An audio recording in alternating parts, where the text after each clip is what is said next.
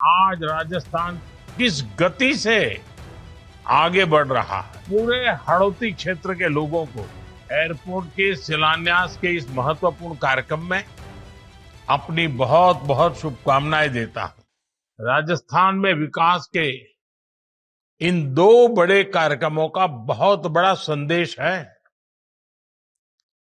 ये बताते हैं कि आज राजस्थान किस गति से आगे बढ़ रहा है। इंफ्रास्ट्रक्चर हो, युवाओं के लिए रोजगार के अवसर हो, किसानों और माताओं बहनों के लिए योजनाएं हो, राजस्थान में हर क्षेत्र में तेजी से काम हो रहा है। साथियों, आज का दिन कोटा, बूंदी, बारां और झालावाड़ सहित पूरे हाड़ौती क्षेत्र के लिए एक नई आशा और नई उपलब्धि का दिन है। करीब 1,500 करोड़ रुपए से बनने जा रहा ये आधुनिक एयरपोर्ट आने वाले समय में पूरे क्षेत्र के विकास को नई गति देने वाला है। मैं कोटा और पूरे हड़ौती क्षेत्र के लोगों को एयरपोर्ट के शिलान्यास के इस महत्वपूर्ण कार्यक्रम में अपनी बहुत बहुत शुभकामनाएं देता हूं। साथियों, मुझे याद है नवंबर 2023 में जब मैं कोटा आया था, तब मैंने कोटा की जनता से एक वादा किया था।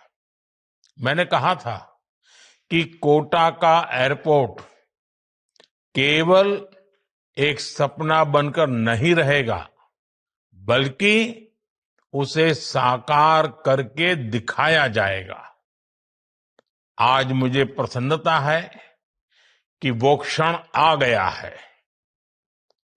जब कोटा एयरपोर्ट के निर्माण का काम शुरू होने जा रहा है।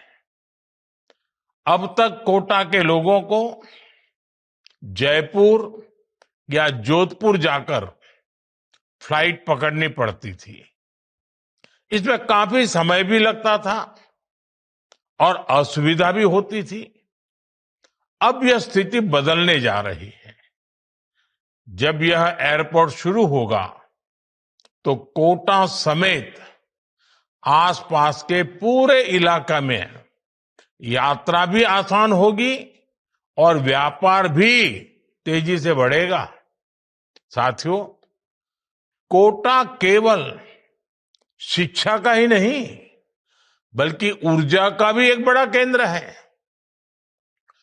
कोटा वह अनूठा क्षेत्र है जहां न्यूक्लियर हो, कोयला आधारित हो, गैस और पानी हो, ऊर्जा के लगभग सभी स्रोतों से बिजली का उत्पादन होता है। हाड़ौती की इस धरती अपनी धरोहरों के लिए भी उतनी ही प्रसिद्ध है। कोटा कचौरी का जायका, कोटा डोरिया साड़ी, इसके साथ साथ कोटा स्टोन और सैंड स्टोन की चमक, इन्होंने दुनिया भर में अपनी पहचान बनाई है। यहां का धनिया हो, बूंदी का बासमती चावल हो, इसकी महक अंतर्राष्ट्रीय बाजारों तक पहुंची है। ये क्षेत्र अपने परिश्रम, उत्पादन और संभावनाओं के लिए जाना जाता है। अब कोटा का ये नया एयरपोर्ट यहां की संभावनाओं को कई गुना बढ़ाने का काम करेगा।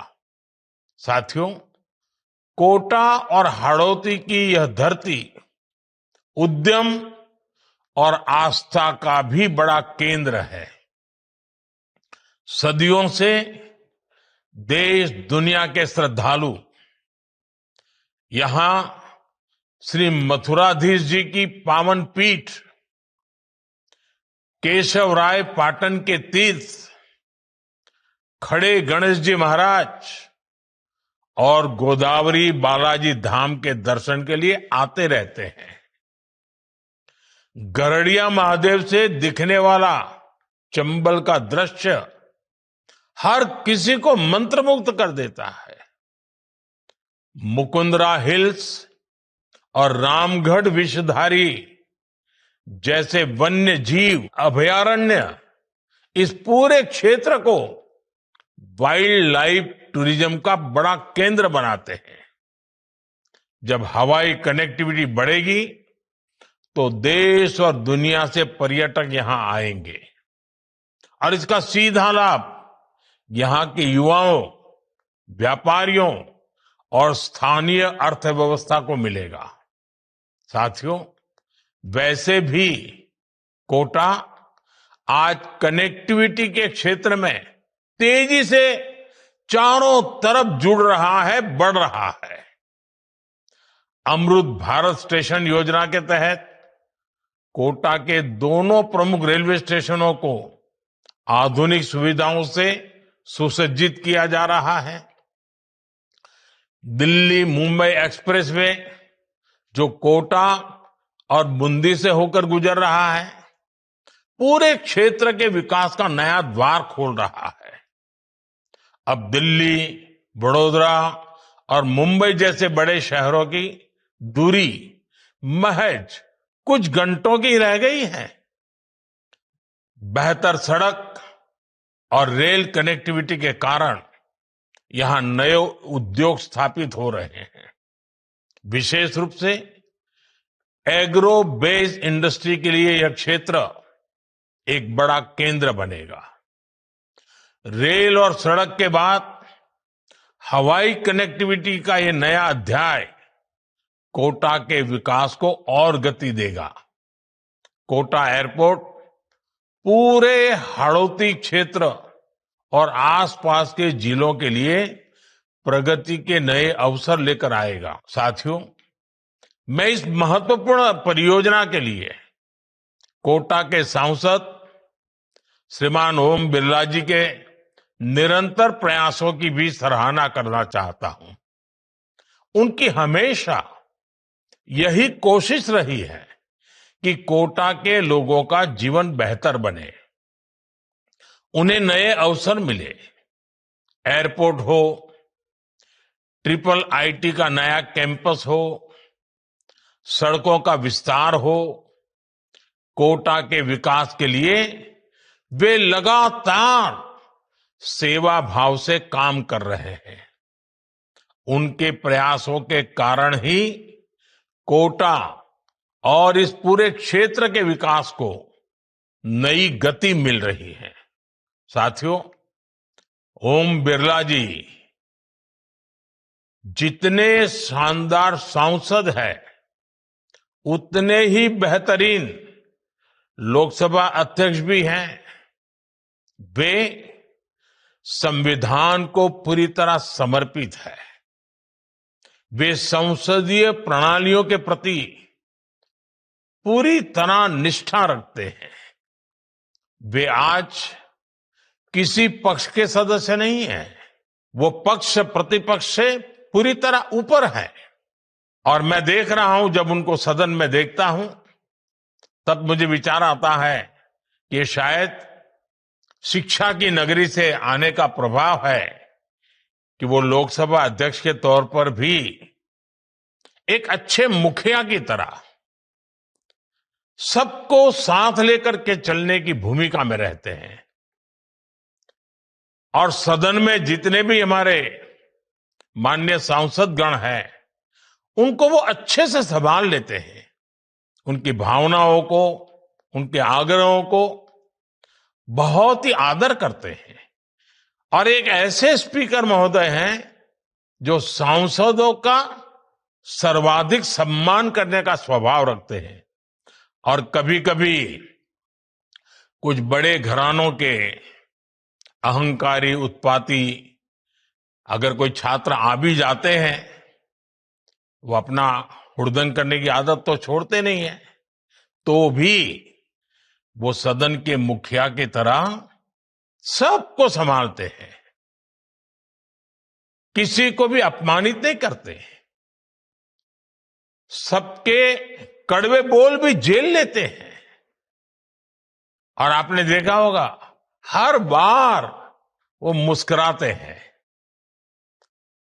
एक मीठी हंसी उनके चेहरे पर हमेशा रहती है। शायद वो भी एक कारण है कि सदन में वो सर्वप्रिय है। साथियों, जब कनेक्टिविटी बढ़ती है तो विकास की संभावनाओं में भी नई तेजी आती है। बीते 11 वर्षों में देश के अलग अलग हिस्सों में बने नए एयरपोर्ट्स ने विकास को नई गति दी है। 2014 से पहले देश में 70 के करीब एयरपोर्ट ही बने थे। आज यह संख्या बढ़कर 160 से ज्यादा हो गई है। इन नए एयरपोर्ट्स ने हवाई यात्रा को आसान किया है, पर्यटन को बढ़ावा दिया है, युवाओं के लिए रोजगार के अवसर पैदा किए हैं और क्षेत्र के विकास को नई रफ्तार दी है।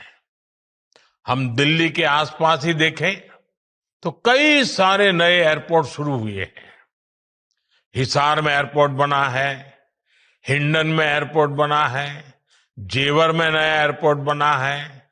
जब ये एयरपोर्ट बनते हैं, नए टर्मिनल बनते हैं, तो छोटे शहरों में भी नए उद्यम पहुंचते हैं, नई कंपनियां पहुंचती हैं। मुझे विश्वास है कि कोटा का यह नया एयरपोर्ट भी आने वाले समय में इस क्षेत्र के विकास को इसी तरह नई गति देगा। साथियों, जब राज्य सरकार और केंद्र सरकार मिलकर काम करती है, जब नीयत साफ होती है और संकल्प मजबूत होता है, तब विकास की रफ्तार कई गुना बढ़ जाती है। आज राजस्थान में वही हो रहा है। विकसित राजस्थान की यही मजबूत नींव विकसित भारत के संकल्प को और ताकत दे रही है। मुझे पूरा विश्वास है हम सब मिलकर एक ऐसा राजस्थान बनाने में सफल होंगे जो समृद्ध भी हो, सशक्त भी हो और अवसरों से भरा हुआ भी हो। इसी विश्वास के साथ आप सभी को इस शिलान्यास के अवसर पर मेरी बहुत बहुत शुभकामनाएं हैं। बहुत बहुत धन्यवाद। वंदे मातरम।